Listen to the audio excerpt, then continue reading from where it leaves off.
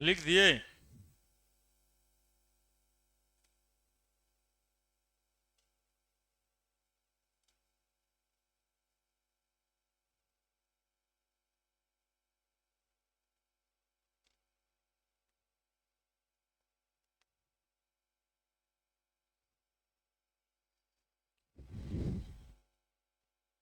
लिख दिए।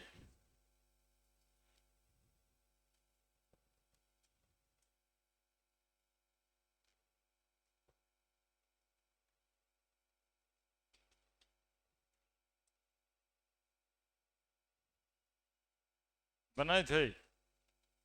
बन गया है ये बन गया है। यही दोनों बना हुआ। हम्म। ये लिखिए।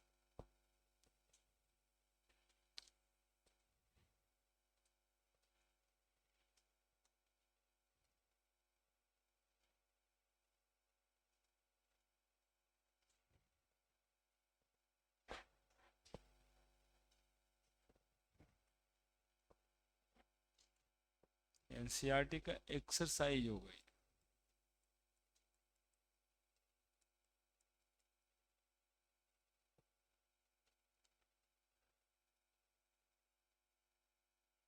और बना रहा है ये।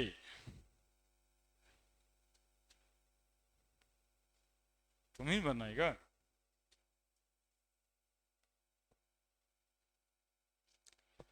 सोचिए। सोचिए कैसे बनेगा। सोचना तो चाहिए ही।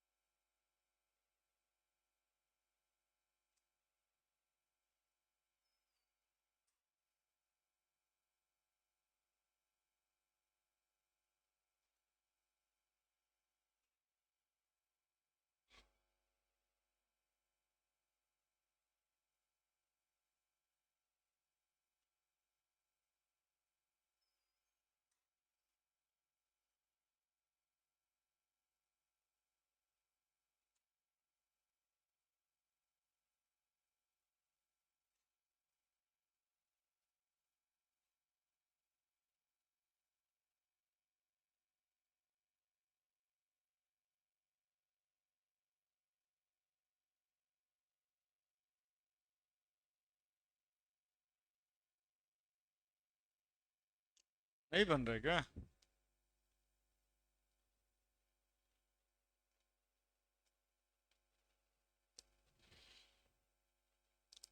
देखिए, the partial pressure of ethane over a solution containing इतना gram of ethane is 1 bar.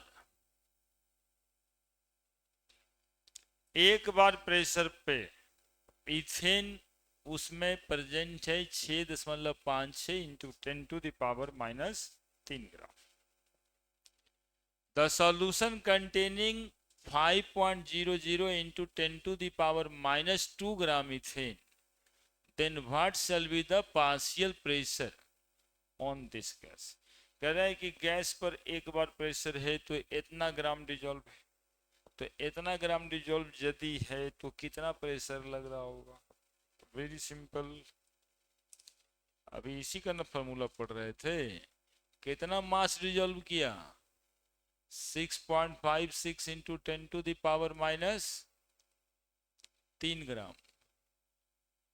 Pressure कितना लगाया? 1 बार। तो कितना डिजोल्व करना है? 5 × 10⁻² ग्राम। गैस डिजॉल्व करना है तो कितना प्रेशर लगेगा?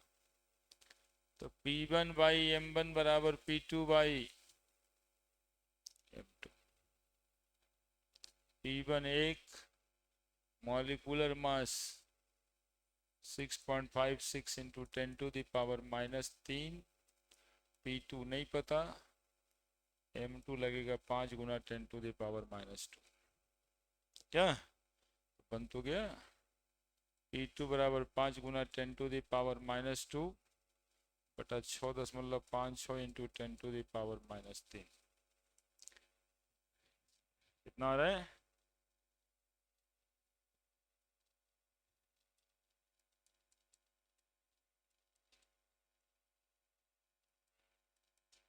-2 + 3 50 हो जाएगा।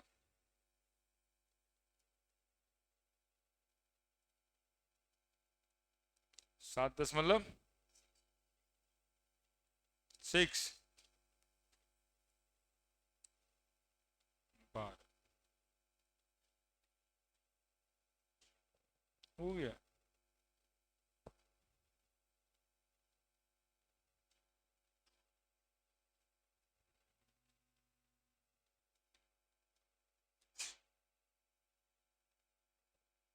क्या दिक्कत? पढ़े थे ना, हेनरी साहब कहे कि जिस गैस पे जितना ज्यादा प्रेशर लगाएंगे उतना मास डिजॉल्व होगा। हम्म।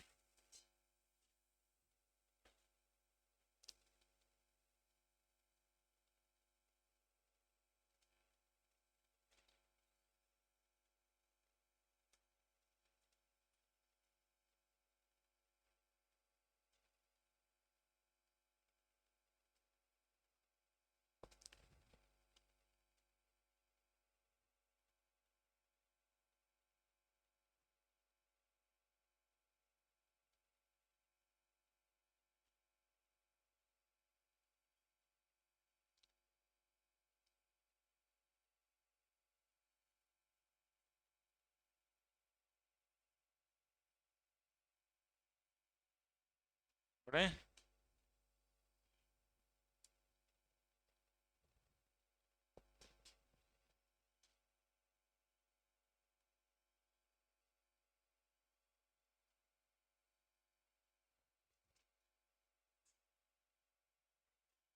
हम्म। नहीं उतारो कभी नहीं।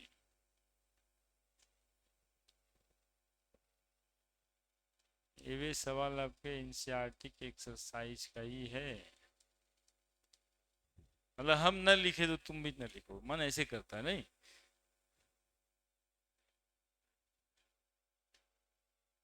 क्वेश्चन तो लिखना ही चाहिए।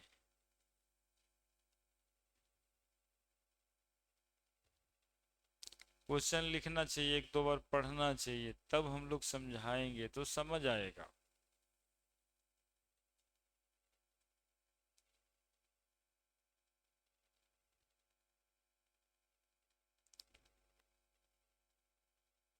ये बहुत इंपॉर्टेंट और बहुत अच्छा सवाल है।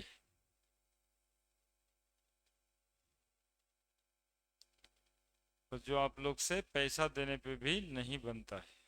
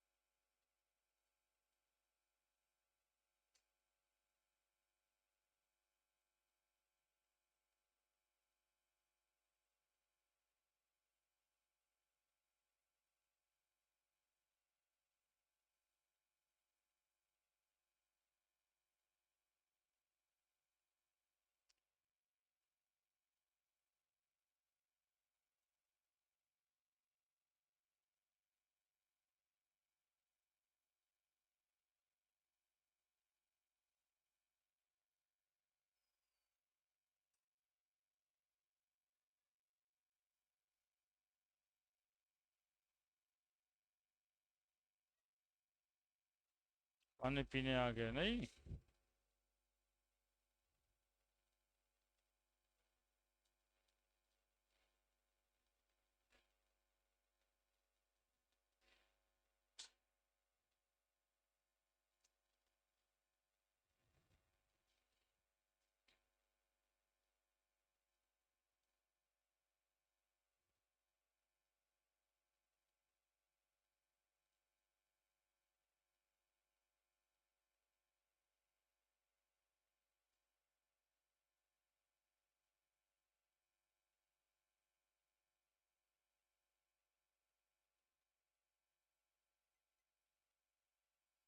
लिखे सवाल।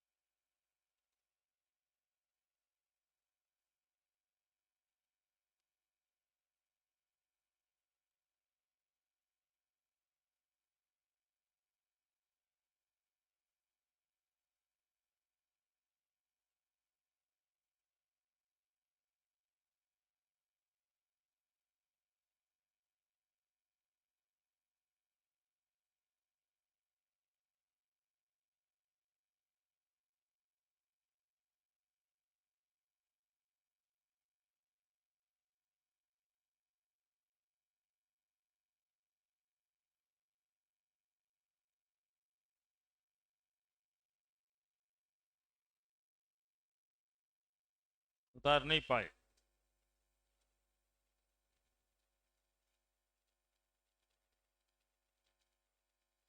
बनाए हम।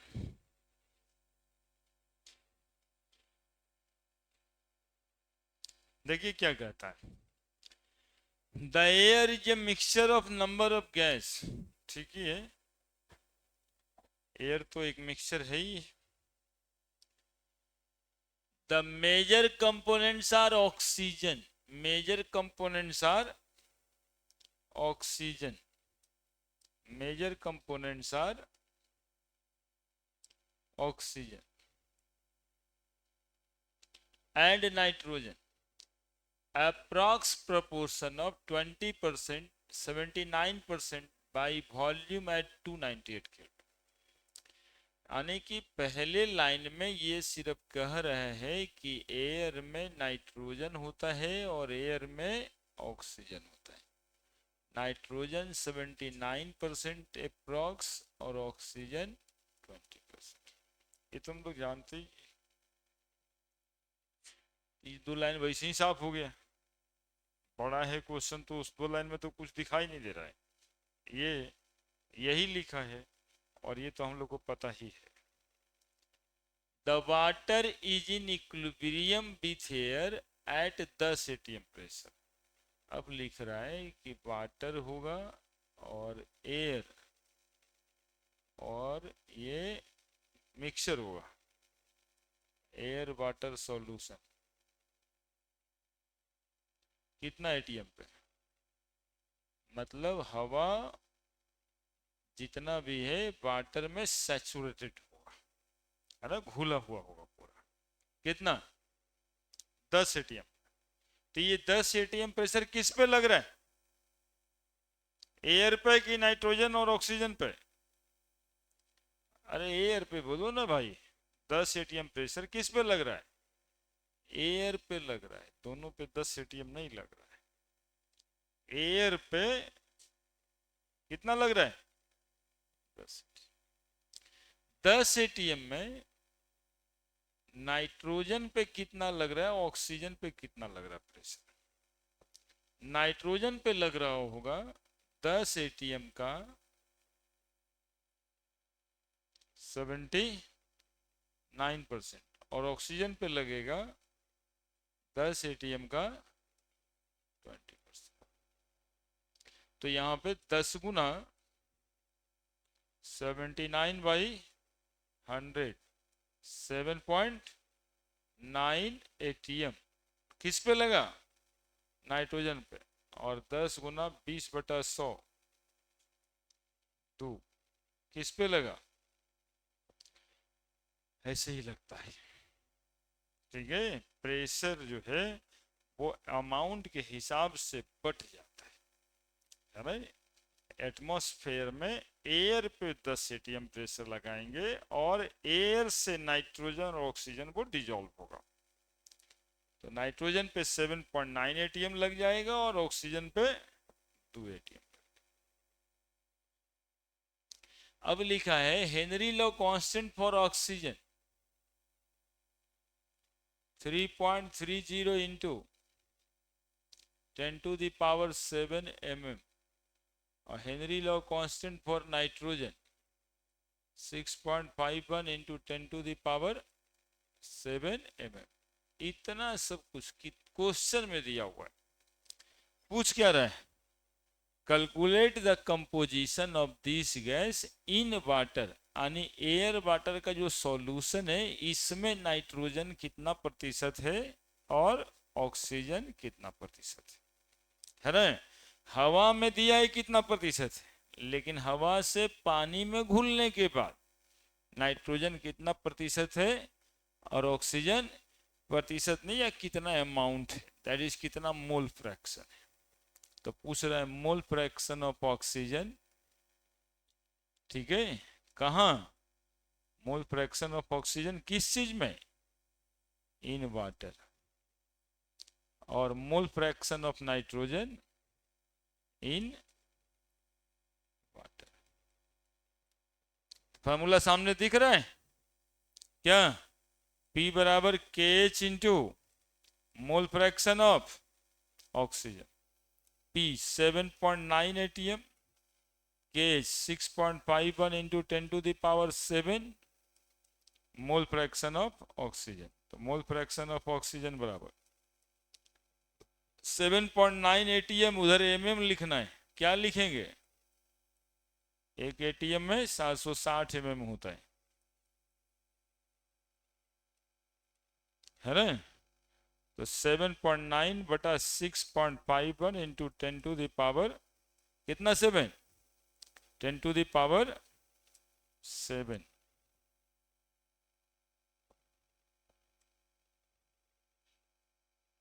टेन टू दावर 7 इकट्ठा है, भागा देंगे निकल जाएगा। 7.9/5.1 इंटू 10⁻⁻7। फिर से लिखेंगे P बराबर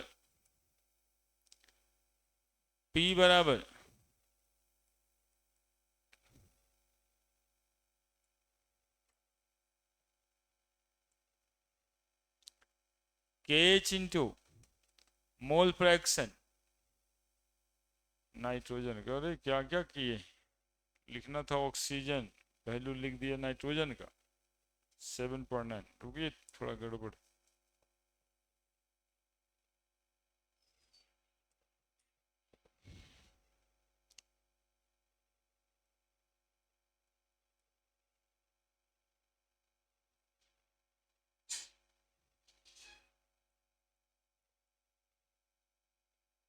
P 2 ATM, KH 6.51 into 10⁻7 mole fraction nitrogen. Nitrogen का मोल फ्रैक्शन बराबर 2 गुना 760। 760 से गुना क्यों कर रहे हैं? mm में लाने के लिए।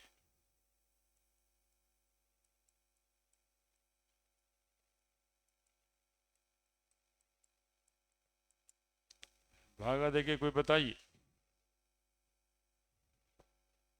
नाइट्रोजन ऑक्सीजन का मोल फ्रैक्शन निकल गया।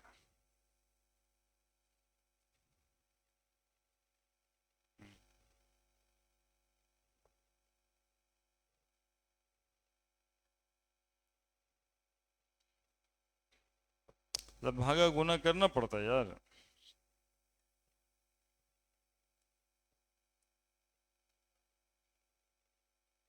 अरे गुना भागा करके आंसर निकालो, उसमें भी कंसंट्रेट कुछ कर सकता है।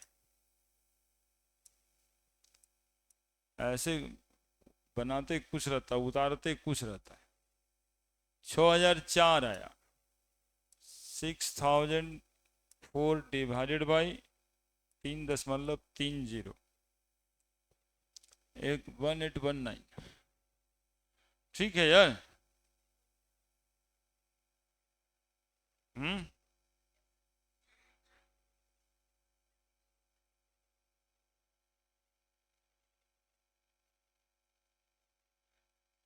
10⁻⁻7 क्या? उधर में 760, 76, 14 12 2, 7 14 1 15, 1520 डिवाइडेड बाई 6.51, 233.48।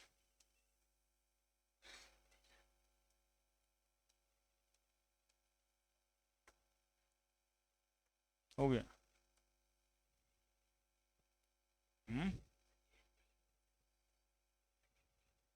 38 नहीं था।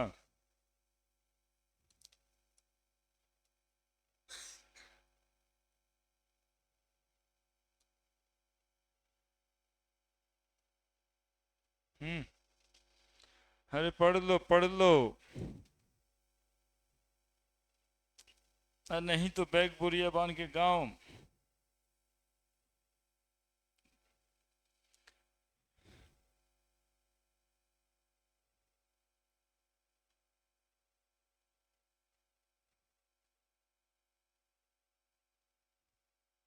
पीला वाला नहीं दिखता ना।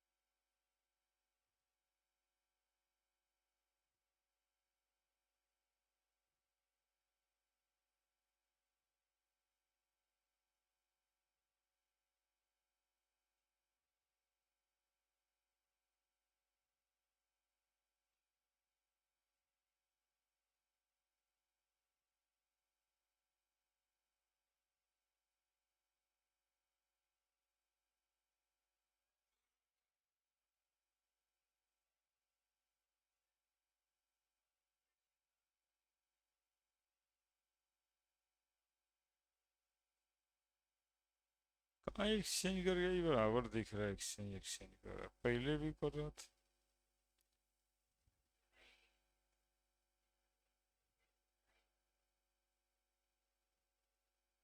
ला।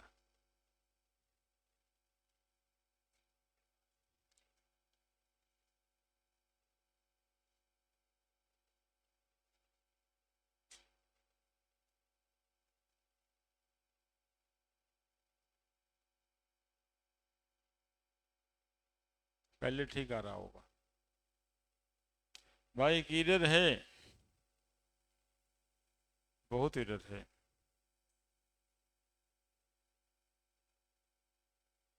इधर उधर कर दिए। देखो तो गलती है, कुछ खोजो तो क्या गलती है। हाँ बोलो।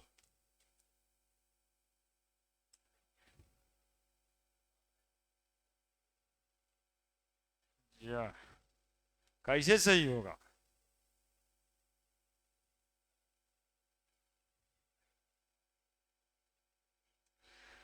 देखो देखो देखो, थोड़ा उतार लियो, गड़बड़ा जाएगा। P बराबर KH into mole fraction of oxygen. पहले P दिया हुआ था, प्रेशर 7.9 गुना 760। KH का वैल्यू नाइट्रोजन के लिए नाइट्रोजन के लिए है 6.51 इंटू 10⁻7, तो मोल फ्रैक्शन नाइट्रोजन का निकलेगा क्या? तो नाइट्रोजन का ये है और मोल फ्रैक्शन ऑक्सीजन का लिख दिए, ये गड़बड़ी किए। ये किसका निकलेगा? नाइट्रोजन का। बाकी सही है क्या? 7.9 गुना 760 के एच का वैल्यू नाइट्रोजन के लिए 6.51 इंटू 10⁻7 गुना मोल फ्रैक्शन नाइट्रोजन का। तो नाइट्रोजन का मोल फ्रैक्शन निकालने के लिए करना क्या था? 7.9 गुना 760 बटा 6.51 इंटू 10⁻7। देखिए ये सारा सारा इधर उधर बच्चे बता रहे हैं ना, 6.51 इंटू 10⁻7। इसके बाद आप करिए, नाइट्रोजन का यहाँ पे ऑक्सीजन का रखना होगा, तो मोल फ्रैक्शन इसका ऑक्सीजन का, तो दो तो है ऑक्सीजन का, के एच बराबर 6.51, ये नाइट्रोजन का पुट हो गया, ये गड़बड़ हो गया।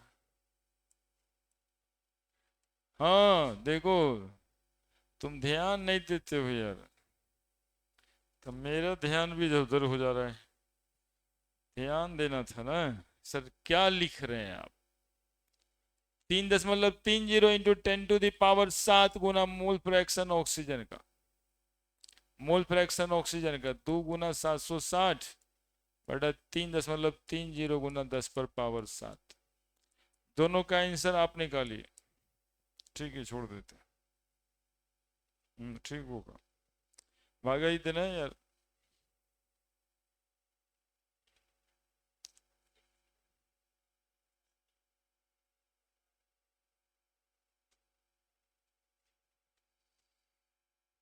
ज्यादा लाल दिखाई दे दिया इसलिए एक्सचेंज कर गया पर।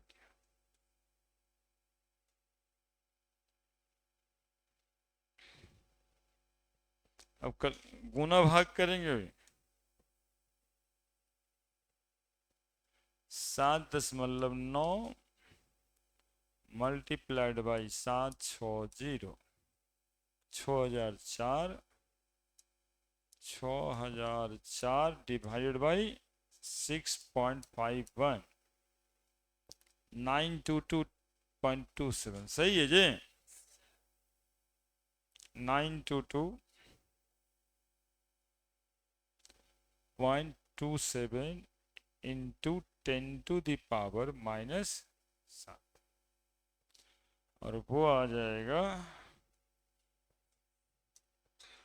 1520 बटा 3.30 गुना 10⁻7।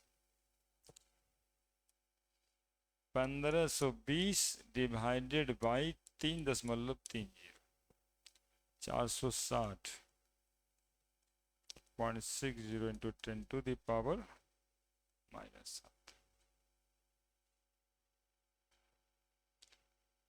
लीजिए पूरे बनाते, सही करके लिख दीजिए।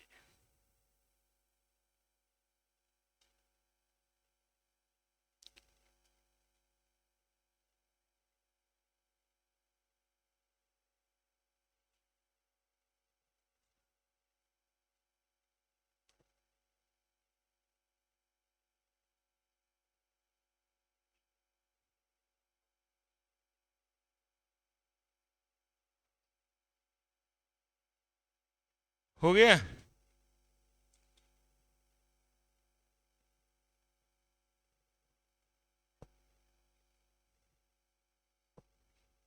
ये सवाल है लेकिन यहीं का नहीं है।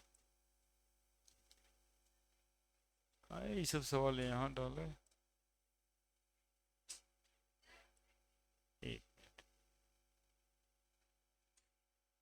सवाल है यहाँ पे, लेकिन ये हेनरीज लॉ का सवाल नहीं।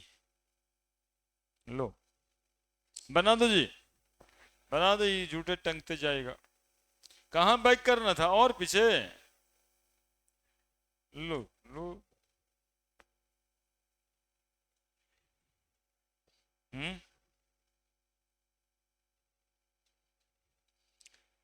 और आगे बढ़े, लो बनाओ।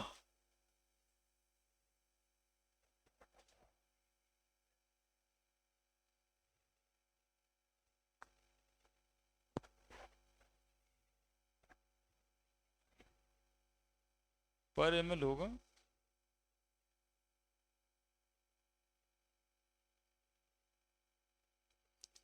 यहाँ का सवाल है नहीं, आगे बढ़ा जा सकता है थ्योरी में, ये पुराना सवाल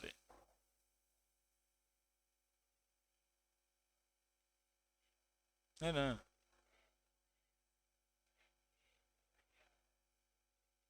तो कुछ है जी, 92/23 4 आएगा आंसर, कुछ ही बनाना है इसमें। 92 ग्राम सॉल्यूट है, 23 मॉलिकुलर मास है, 23 चौक 92, 4 मोलर आंसर।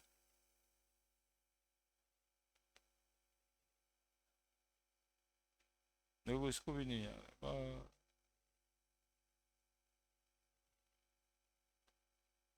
देख ली ना, ऐसे ही है, हो जाएगा, तुम्हारे लिए बैठे रहेंगे, इसे बता दिए हैं पहले से, परसेंटेज निकालना है एसीटोनाइट्राइल। क्या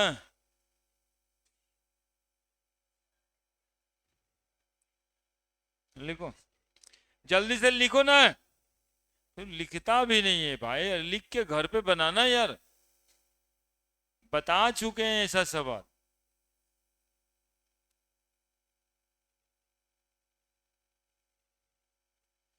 सबका जमीर जगीर सब सुतल है, खाली बदमाशी करने के लिए कह दीजिए। देखिए रोड पे चलेगा, लगेगा आज चंदा मामा के पास चल ही जाएगा, ये जा रहा है लेके आएगा 1 बाल्टी माटी, ऐसे फुदकते रहते, क्लास में पढ़ने के लिए बैठा दे, बस सब खत्म।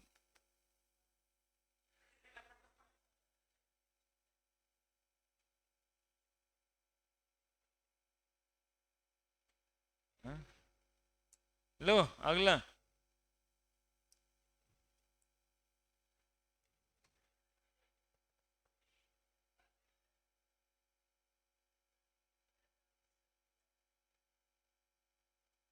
क्या यार, ऊपर भी देख लो पोडू, क्वेश्चन देख ले, एक टॉपिक पढ़ाना है वेपर प्रेशर या हेनरी लव कांस्टेंट का कुछ एप्लीकेशन वगैरह भी।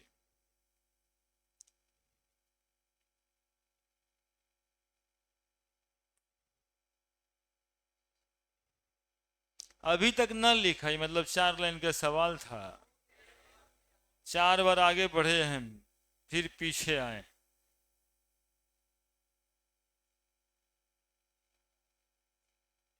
अभी इसको हम बनाइए, 1.25 एम ग्राम पर ml लिखा हुआ है, एंड कंटेन इतना ग्राम आयन पर KG of water, 1 kg water में सॉल्यूट का वेट दे दिया 92 ग्राम, मॉलिकुलर मास जो है सोडियम आयन का 23 ग्राम, वेट ऑफ सॉल्वेंट 1 kg। तो करना क्या है, निकालना क्या है, मोलरिटी निकालना है, मोलरिटी तो निकल जाता फट से, है ना। तो मोलरिटी निकालने के लिए कुछ आगे काम करना पड़ेगा। वॉल्यूम ऑफ सॉल्यूशन, सॉल्वेंट कौन है जी, पानी ना है, और कै ग्राम हो गया, तो wait of solution, wait of solution 1000 gram plus 90, 1092 gram. Density दिया हुआ है जी, डेंसिटी ऑफ सॉल्यूशन दिया हुआ है 1.25 ग्राम पर ml, ठीक है। तो मोलरिटी निकालने के लिए हमको वॉल्यूम की जरूरत है, तो वॉल्यूम ऑफ सॉल्यूशन, ठीक है, बराबर क्या, वेट बाई डेंसिटी 1092 बाई 1 क्या, तो मोलरिटी m बराबर wait of solute by molecular weight into volume of solution, ऊपर में क्या करते हैं 1000। ये लंबा वाला मेथड है, ये वो फॉर्मूला वाला भी बात बताएं। सॉल्यूट का weight 92, molecular mass 23, volume 1092 1.25 into, देखिए यही एक फॉर्मूला बताए होंगे, मोलरिटी बराबर weight by molecular weight into weight of solution, ऊपर में डेंसिटी गुना 1000। सीधा केस नंबर 7 है, वही बनेगा। 23 में 4 से काट दोगे 92, 4 और 5 हो जाएगा, 5 गुना 1000 बटा 1092, 5000 बटा 1092। देखो 4 दशमलव कितना आता है, 4.57 मोल पर लीटर हो गया। 4 बार में क्वेश्चन ही उतारे बताइए आप लोग, तो हमें बना देना पड़ा।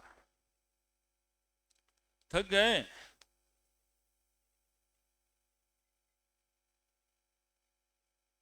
एनसीईआरटी का किताब नहीं बन रहा है यार तुम लोग से।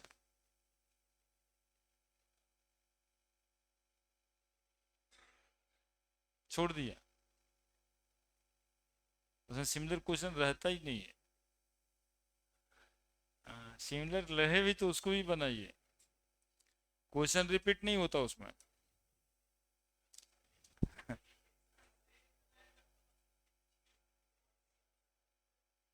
हाँ लग रहा होगा कि ऐसी बन जाएगा, ये जो लग रहा है ना, लगता दो ही चीज है, भूख लगता है,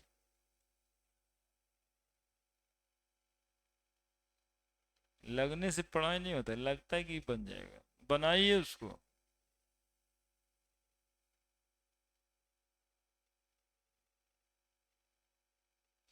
है ना, वो देखिएगा कुछ ना कुछ वर्ड की वजह से अलग हो जाता है। अभी देखिए यहाँ से देख रहे थे, लग रहा था मोलरिटी निकालना है, खड़ा हुए देखो मोलरिटी था, तो फिर बना दिए, है ना। इसलिए क्वेश्चंस को बनाइए, कम से कम एनसीईआरटी तो बना ही सकते ना, एक एक करके।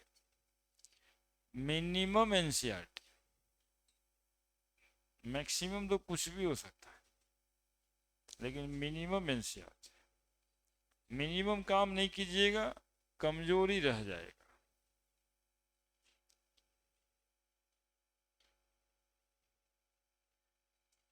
बढ़े बाबू, लीजिए।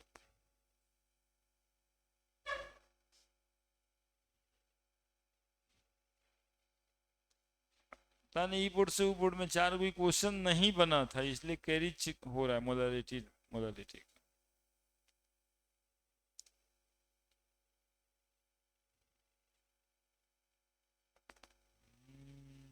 लिखिए ना सवाल। आप आज लगे हैं मोबाइल में, आईपीएल मत खेलिए। आज कम लोग खेलने वाला लोग आए भी नहीं किया है, ठीक है, जाके खेले अपना। हार उड़ गया होगा, तो आज सोचा कि कंसंट्रेट करके अकेले खेल के जीतेंगे, तब वही हार जीत 2-4 महीना बरहमा खराब कर देगा, फिर अच्छा करने चाहेगा भी तो होता नहीं ना है। और अभी क्या है कि एक बार कम से कम देख लेगा, घर में बनाएगा, तो अच्छा हो जाए। बना जे।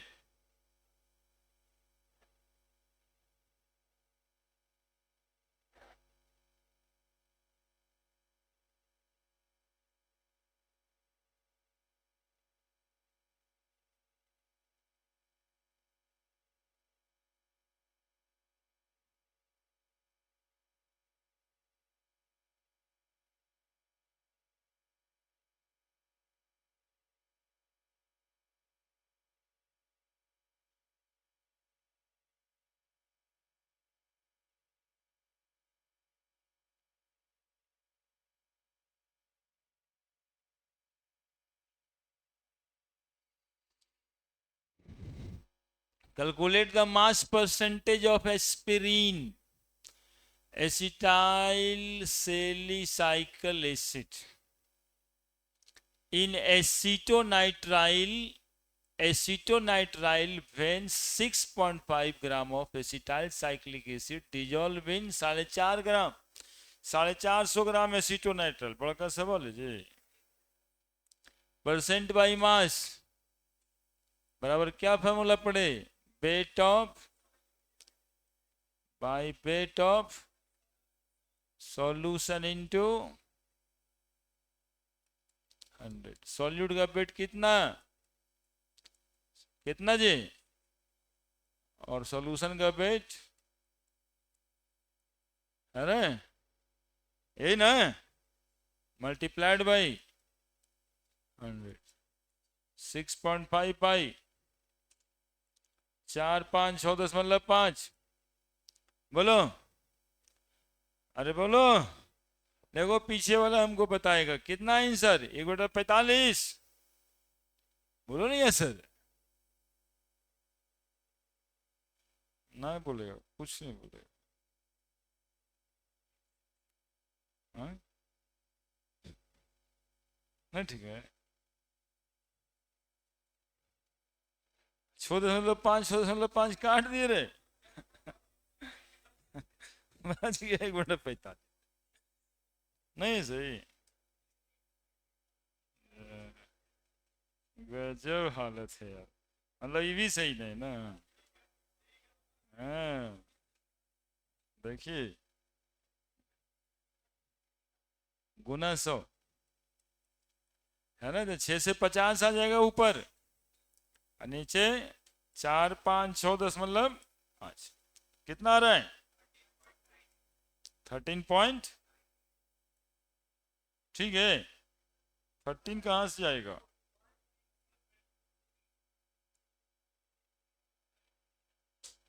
1.4 मतलब ये वो भागा देने में जितने आदमी हो उतना तरह का भागा आ जाता है। कितना आसान था जी।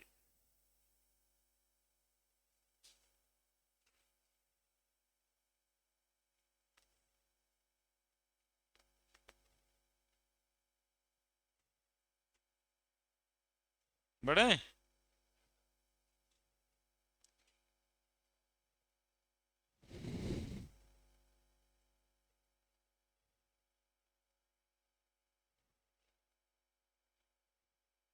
बढ़ जाते हैं, तो वो भागा उतारे में।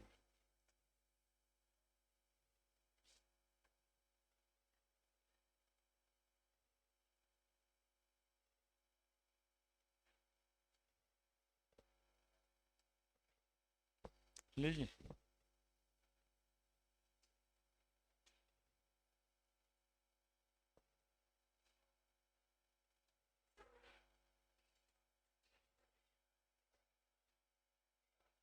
क्या क्वेश्चन में बनाने में क्या जाता है इतना टेंशन।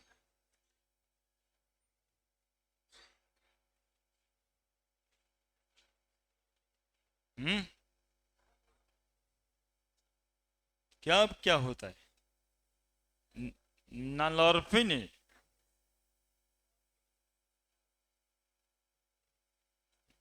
ड्रग होता है, दवाई ड्रग, हीरोइन चरस गांजा, वो ले लोगे तो हवा में उड़ने का मन करने लगता है, लगता है कि अब जो है दुनिया पर हम ही हैं, और अब हम थोड़ा उड़ के आते हैं। अभी तो ऐसे नॉर्मली चल के आते हैं ना, आई ले लेने के बाद लगेगा अच्छा ठीक है तुम बैठो यहीं पे, हम थोड़ा उड़ के आते हैं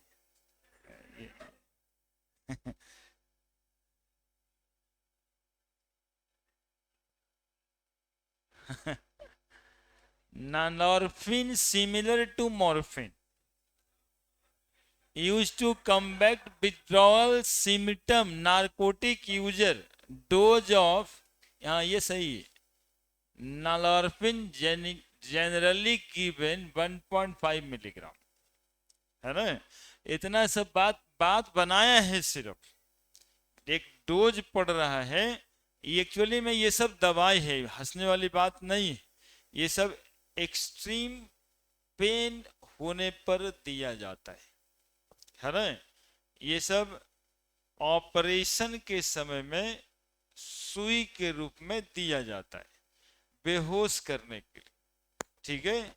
अब देखो उसमें भी कह रहा है कि ये सिम्टम इन नारकोटिक यूजर, नारकोटिक यूजर का जो सिम्टम है उसको ठीक करने के लिए दवा दिया है जिस टैबलेट का 1.5 मिलीग्राम पावर है।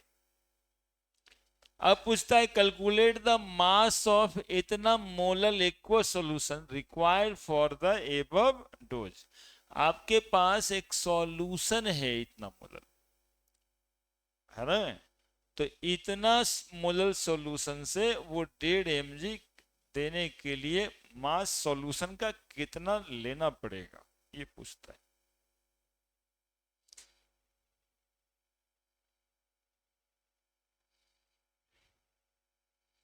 और उसका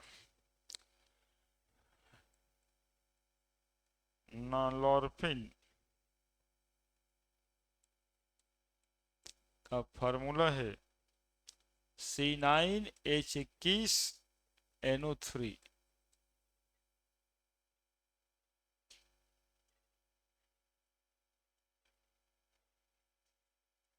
सॉल्यूशन का वेट बताना है ना। सॉल्यूट का वेट कितना लगेगा 1.5 मिलीग्राम, तो 1.5 इंटू 10⁻³ ग्राम। इसका मॉलिक्यूलर मास जोड़ के बताइए कोई। 12 गुना 19 प्लस 1 गुना 21 प्लस 14 प्लस 16 गुना 3,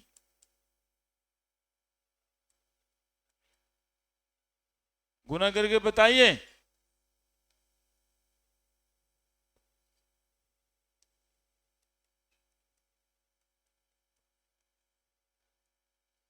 दो सौ 82।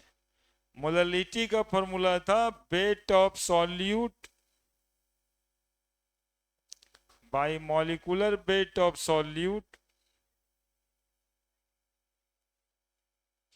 Into weight of solvent into 1000।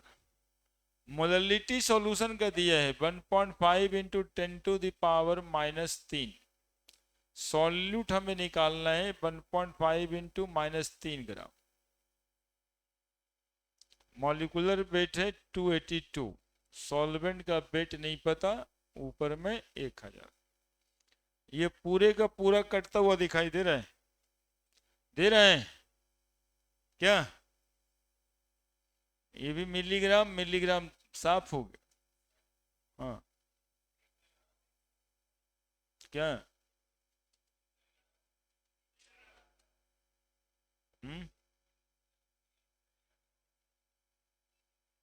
ये गलती बताता है, तुम लोग लेट बताता है नहीं। 311, ठीक है उसमें कोई बात नहीं। और बताओ, देखो तो काटे। अरे बैठो बैठो बैठो, देखो तो काटे, बुझाता है। ऊपरे ऊपरे काट दिए रे, बुझा रहे।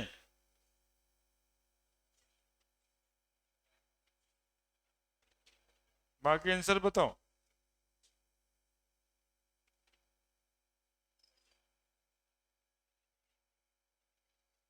न्यूमेरिकल बनाओ तो सबको बाथरूम ही जाना है। गजब हालत है यार तुम लोग का। बट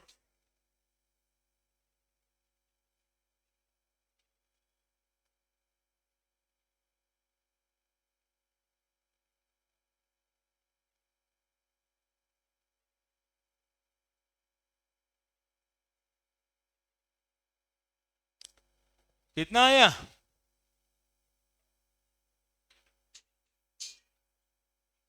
देखिए देखिए कैसे मुस्कुरा रहे हैं, मतलब क्वेश्चन में भागा नहीं दे करके पीछे पीछे बतियाने लग गए। कब लाइएगा कंसंट्रेशन जी? 1000/300 कितना आ रहा है? 3.215, यही ग्राम हो जाएगा और का। लिखो जल्दी। सॉल्यूशन इलेक्ट्रोकेमिस्ट्री में न्यूमेरिकल है तो न्यूमेरिकल बनाना चाहिए ना।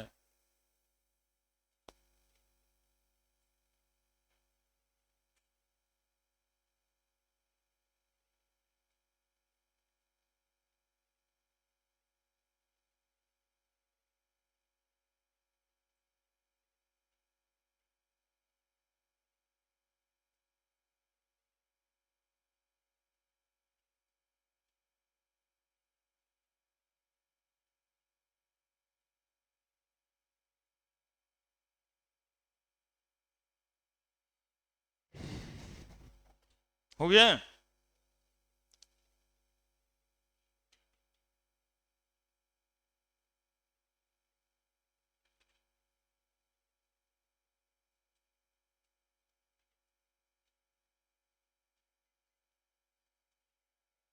एक और सवाल होगा, जल्दी बनाओ।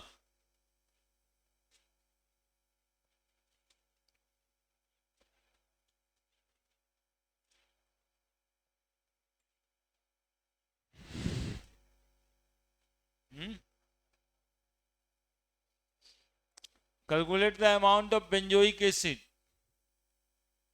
C6H5COH required to preparing 250 ml 0.15 molar solution of methanol. Volume दिया हुआ है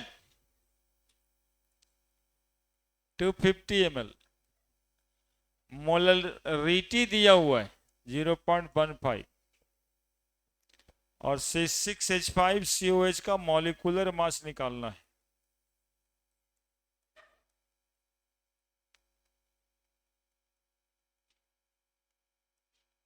एक सौ बाईस आता है क्या? देखिएगा, मेमोरी पे से लिखें। पूछता क्या है?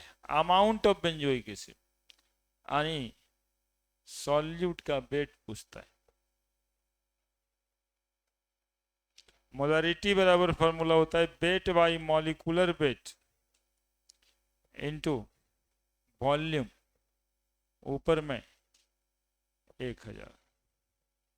क्या मोलरिटी दिया हुआ है 0.15, वेट नहीं पता है, मॉलिक्यूलर मास 122, वॉल्यूम 250, ऊपर में 1000। 250 से कट जाएगा क्या? तो 0.15 गुना 122 बराबर 4 W बराबर 0.15 गुना 122 बाई 4 है ना? कितना है? 45.75। लेकिन लिखेंगे कैसे? तुम गलतियों बताता है। हाँ वो तो हमारा तो हमेशा होता है।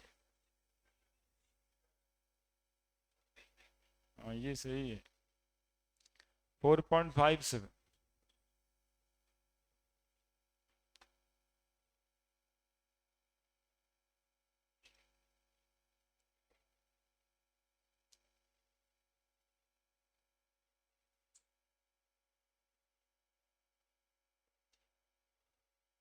देख रहे हो जी, तुम लोग को जो सवाल दे रहे थे बनाने के लिए कितना आसान आसान है।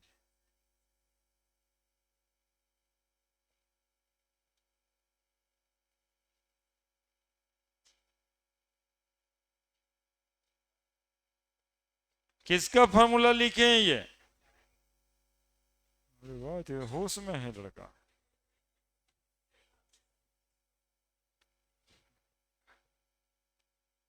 हाँ तो होश में है तुम।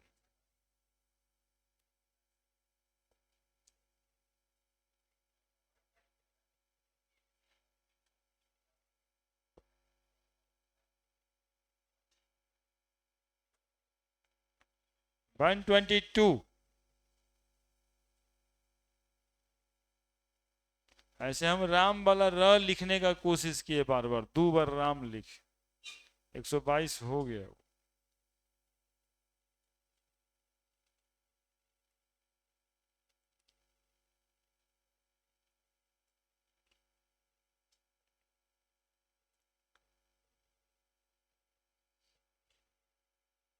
बस एक लास्ट होगा और कि नहीं होगा?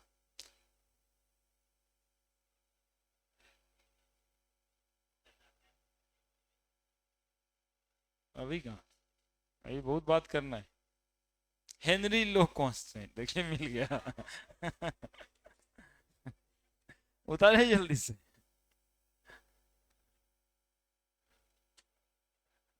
इसी को खोजने में बाकी तीन, तो आप लोग के स्लाइड में नहीं बना था ये सवाल, पहले का था, इसलिए उसको उसको कैरी फॉरवर्ड कर दे रहा है रोज। आज अब कैरी फॉरवर्ड नहीं होगा।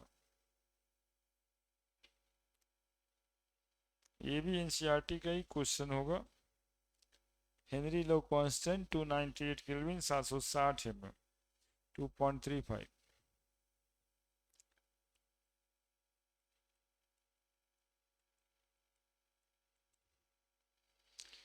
अरे गदर लिखो। अवरेज यदि कुछ नंबर कम आया ना, स्कूल वाला में रोते आया ना कि 30 नंबर आया और 35 नंबर, तो वहीं पर पिछुआ देने बांध के।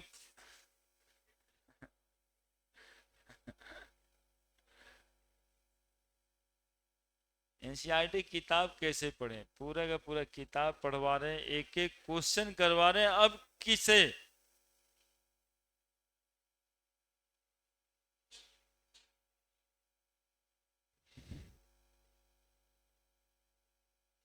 पहले एक दो को बनाते थे बाकी छोड़ते थे, अभी एक छोड़ भी नहीं रहे एक भी।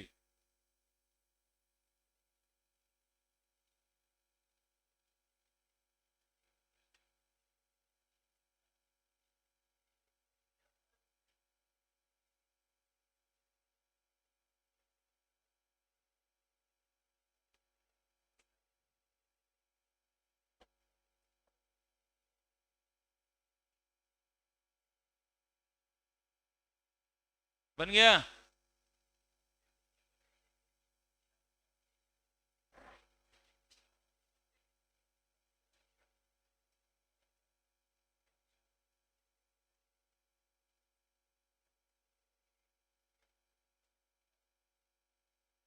बनाइए बनाइए। हम्म, ना देखना चाहिए गंदा चीज। आज देखिए क्लास में सब स्मूथ है, ड्रीम 11 वाला कोई पार्टी ना है यहाँ पे।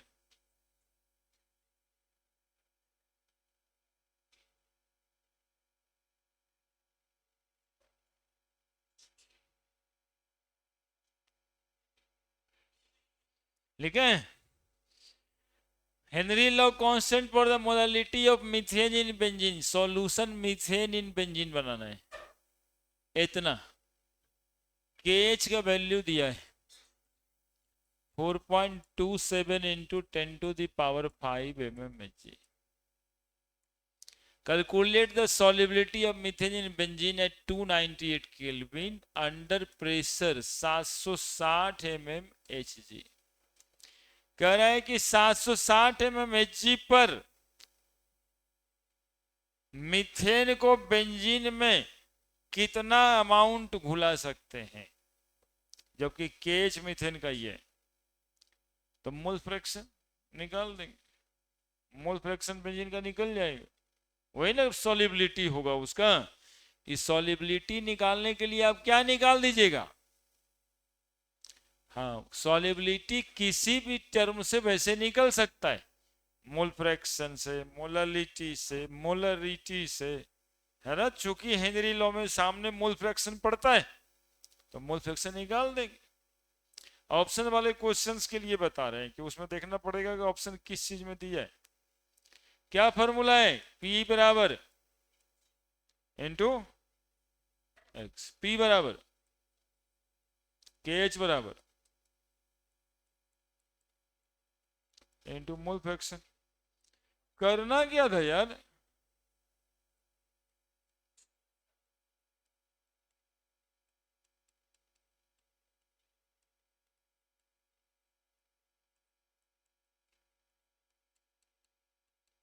हो गया, बन गया सब, भगा दीजिए।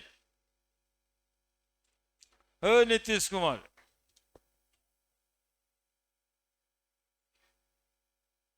170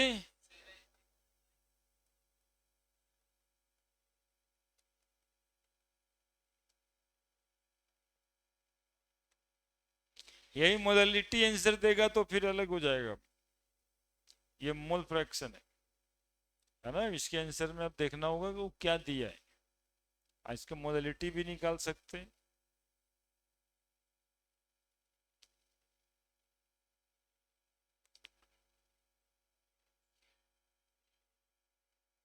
टॉकिंग टॉम,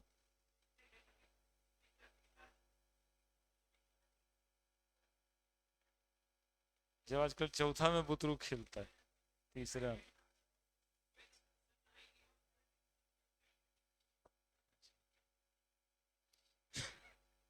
एक भागा सही नहीं देता है। हम सुने नहीं थे ना। ठीक, ठीक है, उसमें कोई दिक्कत नहीं, सब अपना अपना भागा दे के लिखे। वो थोड़े केमिस्ट्री है, केमिस्ट्री तो बस यही खत्म। ये तो कोरोना के बाद हम लोग का पेन इधर चलने लगा, नहीं तो सही में जो गुना भागा जो है हम लोग किए ही नहीं, बस यहाँ तक छोड़, ये काम है ना मेरा। अरे गुना भाग करिए। लेकिन हुआ क्या, वो जो अभी देख रहे थे ना, तो छात्र मतलब 6 काट के 1/45, ये सब मेरा किया हुआ नहीं, ये बचपन करने लगा है ना कि अरे ऐसे भी, तब जाके फिर इस पर गुना भाग होने लगे। ऐसी वजह से हम इसे करते याद करते रहते हैं कि कोई क्वेश्चन को है जिसमें 7 7 काट दें। बतिया सही है वो, है ना। 31/13 बराबर कितना? बोले सर 1। अरे कैसे? अरे 3 से 3 कट गया, 1 से 1 कट गया, बात खत्म, अब उसी पर चले। ना ठीक, ठीक है भाई। ऐसी 26/62 ये होने लग गया। Now application of Henry's law is constant। पूरा आधा घंटा लगना ही है, समझे, सुनिएगा। के चीज स्पेसिफिक इन नेचर, समझते हैं जी? स्पेसिफिक इन नेचर का मतलब different gases have different value of KH, और you can say KH depends on nature of gas. दूसरा, केज इज कांस्टेंट एट, बोलो आगे क्या लिखेंगे? कांस्टेंट एट कांस्टेंट टेम्परेचर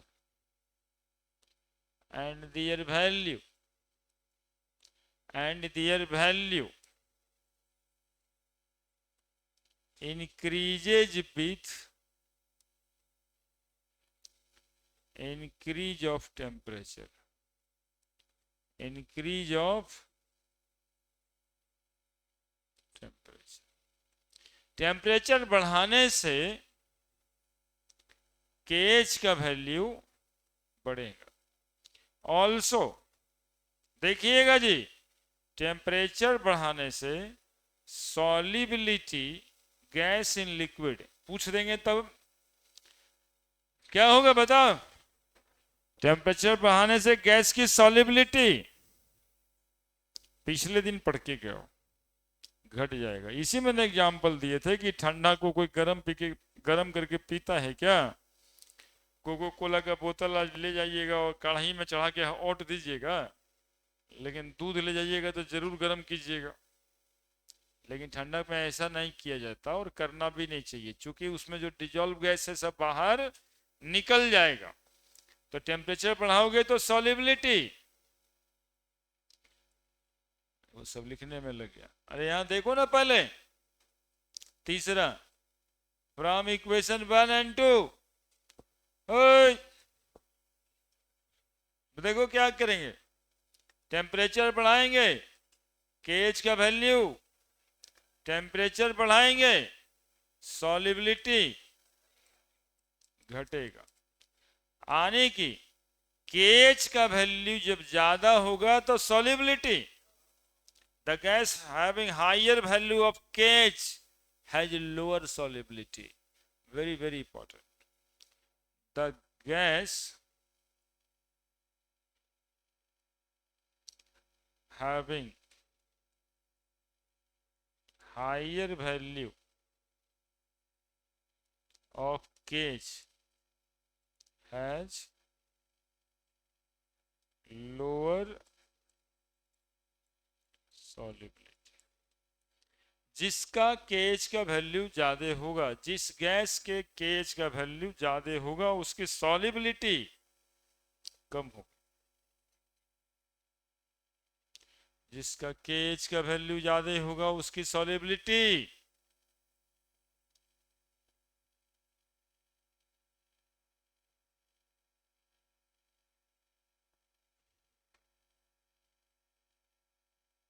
और हाँ, 1 पॉइंट 2 पॉइंट तीसरा पॉइंट यहां पे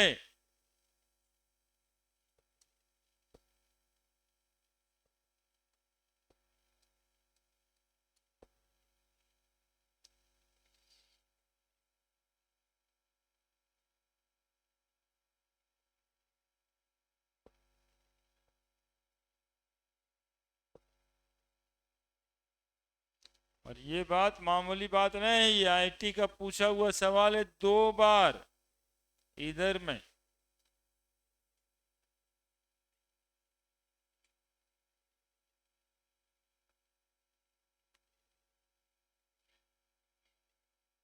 मुझे सबको बंद करके रखो ना रे, खराब नहीं लगता है सब मोबाइल से बोलता है.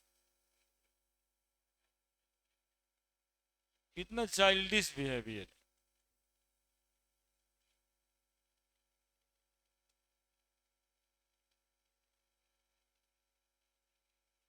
है.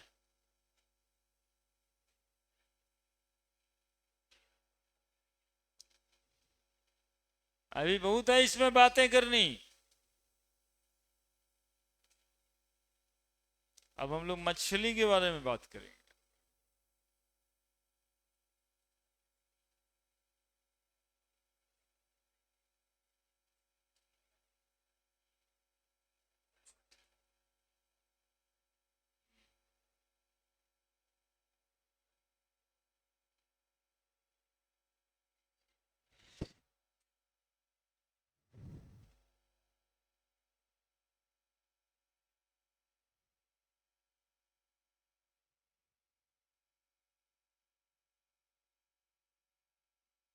बोल, वीडियो अपलोड हुआ है क्या यूट्यूब पे?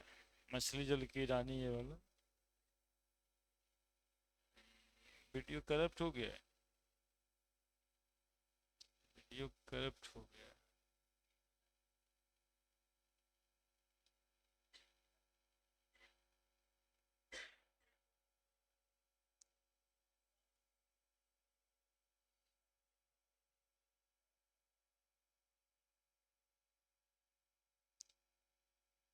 लिखे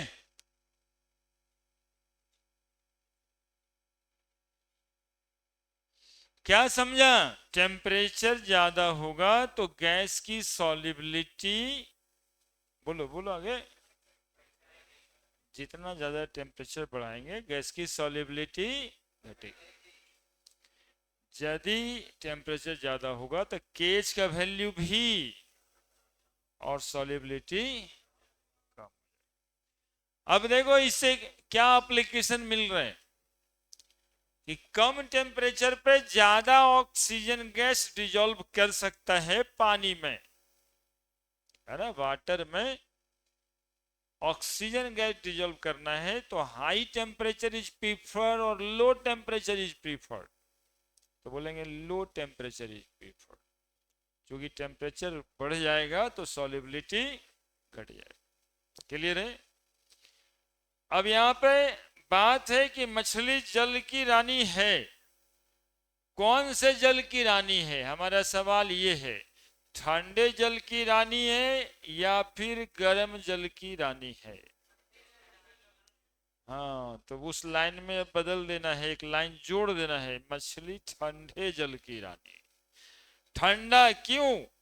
बोलेंगे सर मछली गिल्स से ऑक्सीजन लेती पानी के अंदर, तो पानी के अंदर जितना ज्यादा ऑक्सीजन डिजोल्व होगा उतना इजी और कन्वेनियंट होगा मछली के लिए ऑक्सीजन लेना।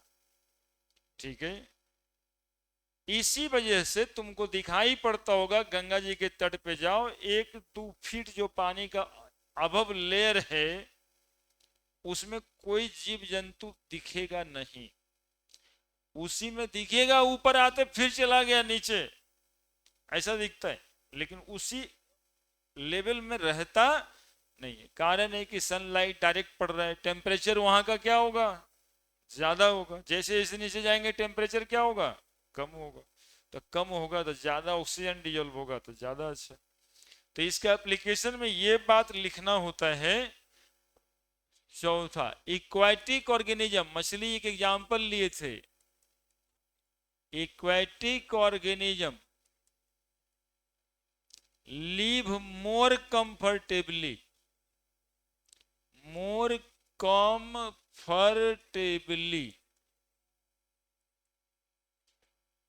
in cold water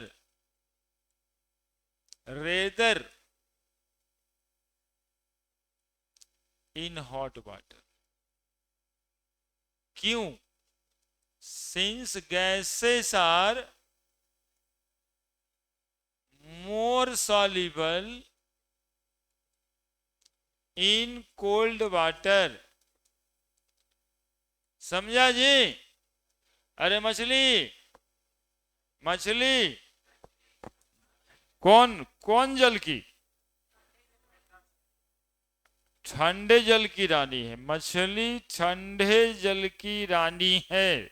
इस बात पे प्रकाश डालिए, है आपके पास प्रकाश?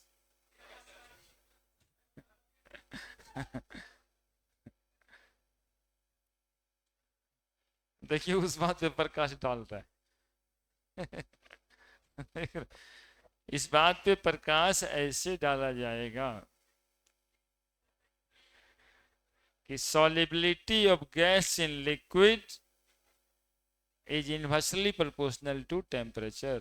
टेम्परेचर कम होगा, ठंडा होगा मतलब टेम्परेचर कम होगा, तो गैस ज्यादा सॉल्युबल होगा, पानी में ज्यादा सॉल्युबल होगा, तो पानी से ही तो उसको सांस लेना है।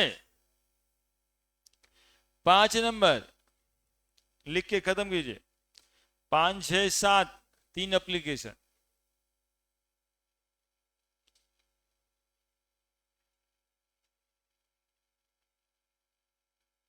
मछली अभी तक वही याद है, कुछ बदलने के लिए देखिए कितना दिमाग लगता है। बोल रहे हैं मछली ठंडे जल की रानी है, बताना है, सुना? मछली हाँ ठंडे जल की रानी है, खाली मछली जल की रानी नहीं है, ठंडे जल की रानी। कारण बताएं, हो गया? मछली एक एग्जाम्पल लिया गया था, वैसे ये बात पूरे के पूरे एक्वेटिक ऑर्गेनिज्म के लिए ही सही है। पानी में रहने वाले जितने जीव जंतु हैं सब के सब कोल्ड वाटर में ज्यादा कंफर्टेबल है।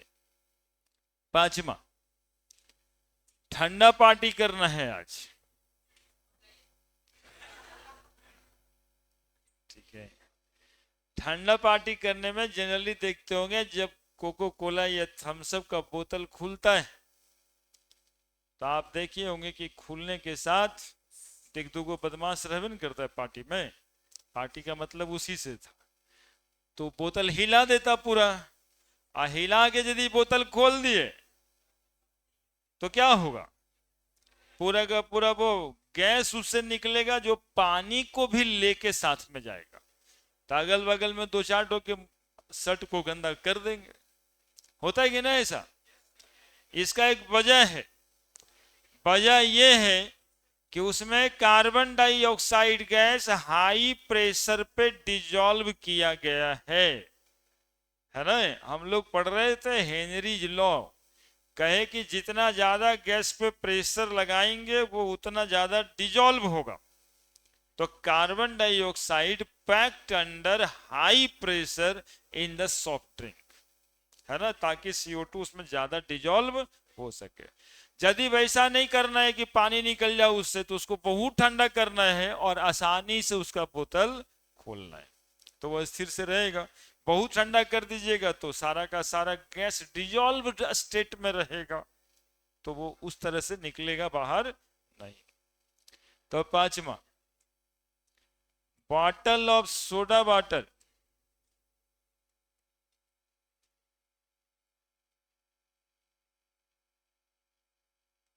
Packed under high pressure as the solubility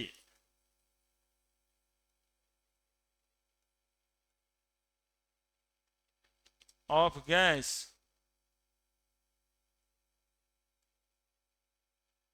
increases।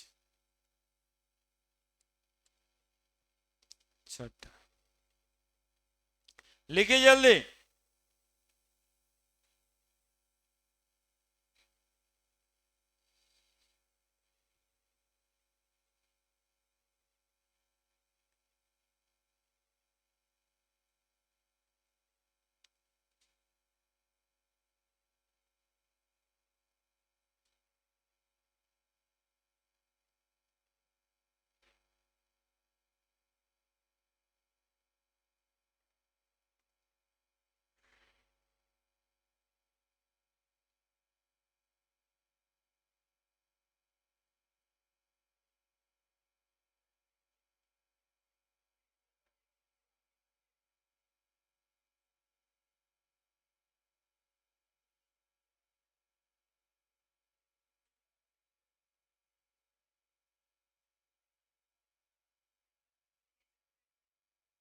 H Henry law constant है,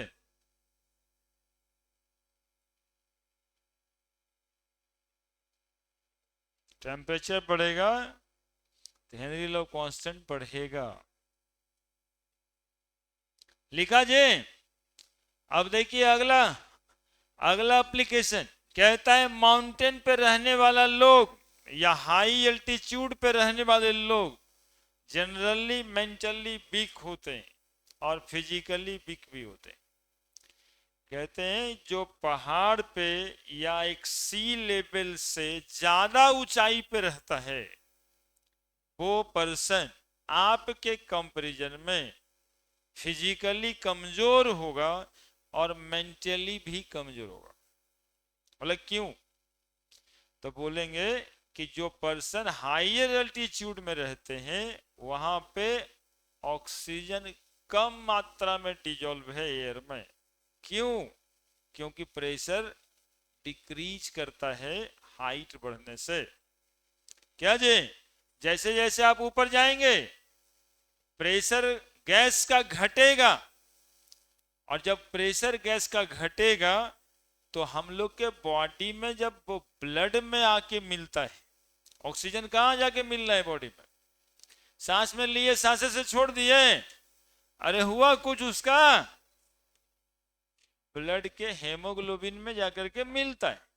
तो हाई प्रेशर से हाई अमाउंट या higher amount of oxygen dissolve होता है। प्रेशर जहां पे लो है तो कम अमाउंट ऑफ ऑक्सीजन ही डिजॉल्व होगा। तो lack of oxygen in the cell anoxia create कर देता है बॉडी में, और जब लैक ऑफ ऑक्सीजन सेल में हो गया तो रिस्पिरेटरी रेट हम लोग के कंपैरिजन में वहां पे क्या हो जाएगा? कम हो जाएगा। तो ग्लूकोज से जो एटीपीज बनता है वो कम बनेगा, तो फिजिकली वीक होगा, और यदि ऑक्सीजनेटेड ब्रेन नहीं है तो वो डिसीजन भी कुछ बढ़िया ले नहीं पाएगा। क्लियर है? तो इतना बात है हेनरी लॉ के एप्लीकेशन से। इसमें हेनरी लॉज कहां पे कि जैसे जैसे हाइट बढ़ा गैसियस प्रेशर डिक्रीज किया उस डिक्रीज्ड प्रेशर में जो एयर लिया पब्लिक, वो less amount of oxygen blood में डिजॉल्व हुआ due to less pressure. Person living इन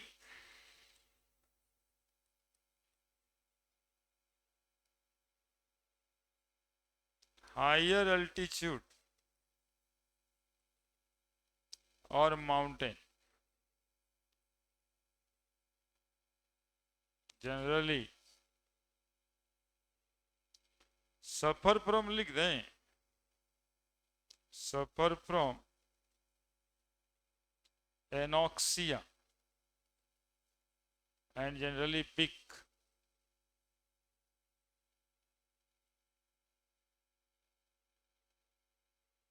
और कमजोर होता है. ऐसा नहीं है कि यहां रहने वाला कमजोर नहीं होता है. यहां रहने वाला भी कमजोर हो जाता है. ऑक्सीजन नहीं मिल रहा है तो क्या करेगा. इसलिए पाइप से कभी कभी लिया करिए, सूंघ लीजिए जाकर के. Person living in higher altitude, mountaineer generally suffer from anoxia and generally weak. Anoxia का मतलब less concentration of oxygen, less concentration of oxygen in blood, in blood. क्यों लेस, क्यों, कारण क्या बताएंगे इसका. Since pressure decreases, pressure decreases with increasing height, है ना. Pressure decreases with increasing height. The solubility of oxygen in blood also decreases. Now the 7 number.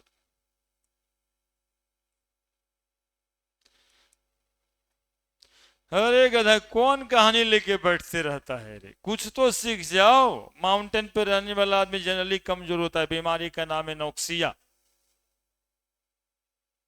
बीमारी का नाम, बीमारी का नाम, आपके पेपर पे डिफाइन एनोक्सिया रहता है.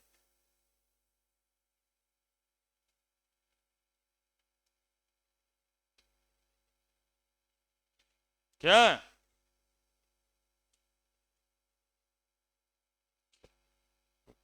गड़बड़ लग रहा है.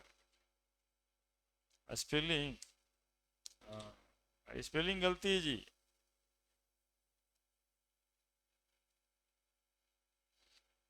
कौन सी होता है. ई लगेगा, नहीं लगेगा जी.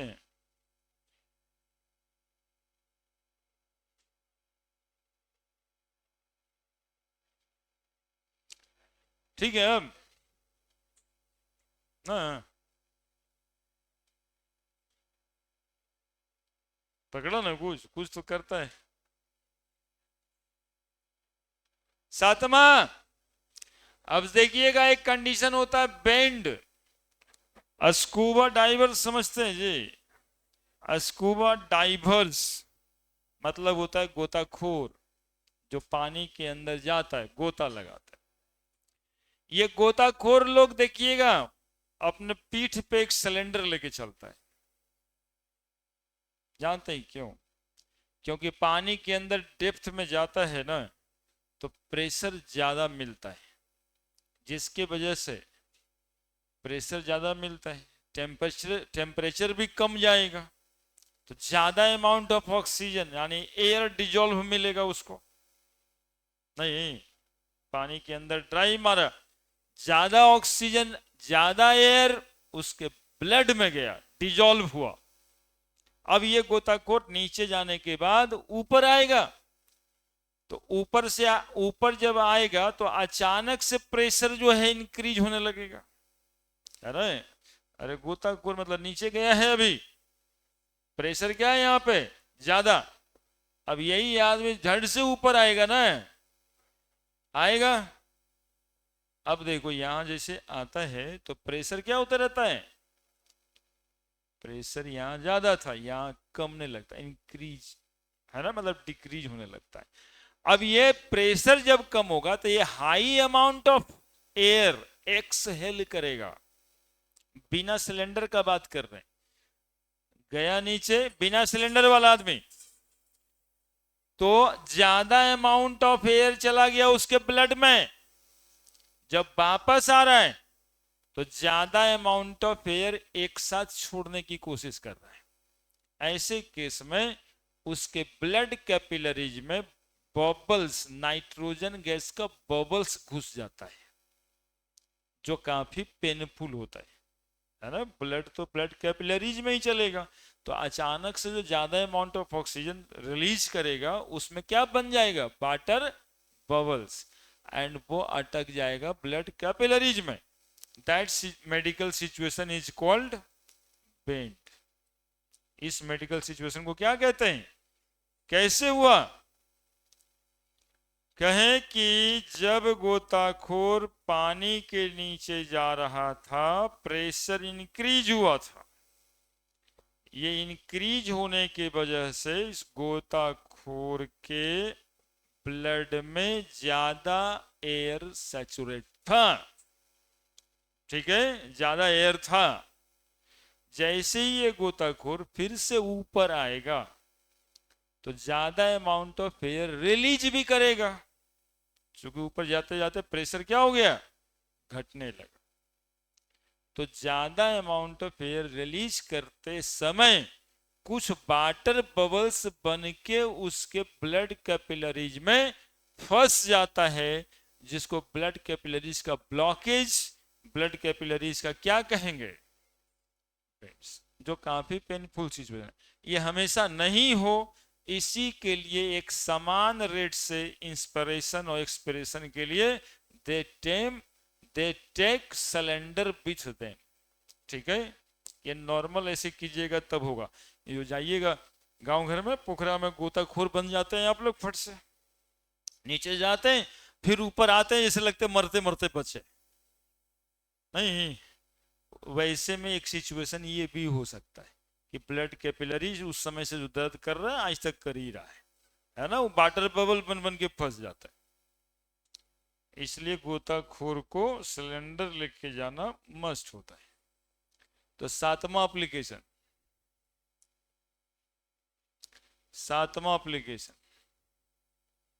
Scuba divers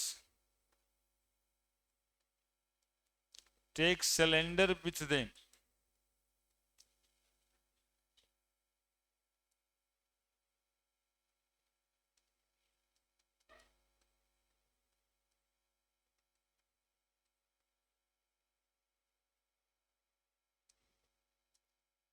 with them to avoid, कैसे बचने के लिए, क्यों लेके जाता है सिलेंडर, to avoid bends। कैसे बनेगा बेंड्स, पूरी बात कह दिए। नीचे जाने से, पानी के नीचे जाने से प्रेशर बढ़ेगा, प्रेशर बढ़ेगा तो ज्यादा अमाउंट ऑफ एयर उसके ब्लड में जाएगा। जैसे ये ऊपर आने को है ज्यादा अमाउंट ऑफ एयर एक्सहेल करेगा, वही ज्यादा अमाउंट ऑफ एयर जो अचानक से एक्सहेल करेगा उसी में वाटर बबल फंस के ब्लड कैपिलरीज में रह जाएगा। That is called bent, trapping, फंस जाएगा, trapping of water bubbles.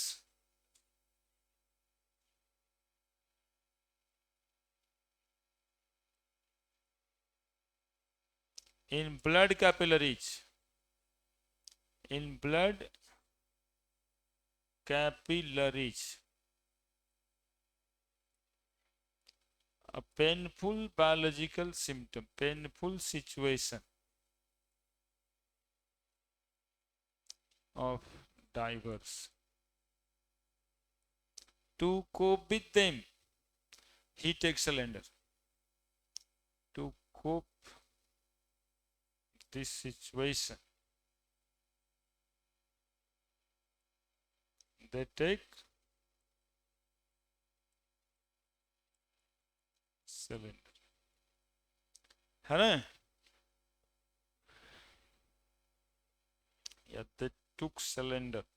Cylinder में गैस कौन कौन सा रहता है पता है आपको? हीलियम रहता है एक ठो, 56.2% ऑक्सीजन,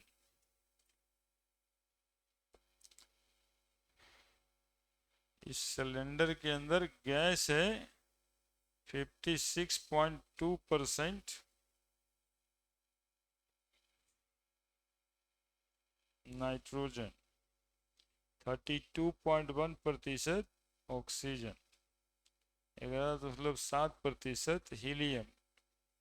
सो के बात में नहीं रहना, नहीं तो कोई ना कोई टीको को लगा देगा, कहीं टीक वगैरह नहीं लगाना, ये सब जो बोलता है वो सब होता है ना? सिलेंडर लेके जाएगा गोताखोर, उसमें एलपीजी रहेगा जी, गोताखोर नहीं गुजराना है पानी में,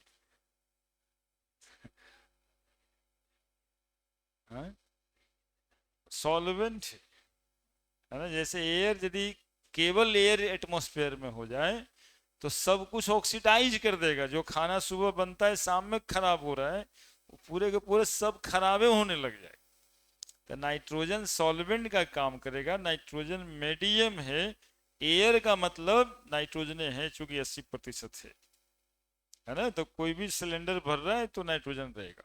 ये बबल में कौन सा गैस जनरली फंसता है जानते हो? ये बबल में नाइट्रोजन गैस फंसता है। बबल्स लिखे थे, ट्रैपिंग ऑफ वाटर, ये वाटर बबल्स में कौन सा गैस रहेगा? नाइट्रोजन। ये और अंदर का बात होगा। ठीक है, अगले दिन पढ़ाएंगे हम वेपर प्रेशर, नया टॉपिक होगा अगला दिन, वेपर प्रेशर। ये तो खत्म वाला टॉपिक था जो खत्म हो गया।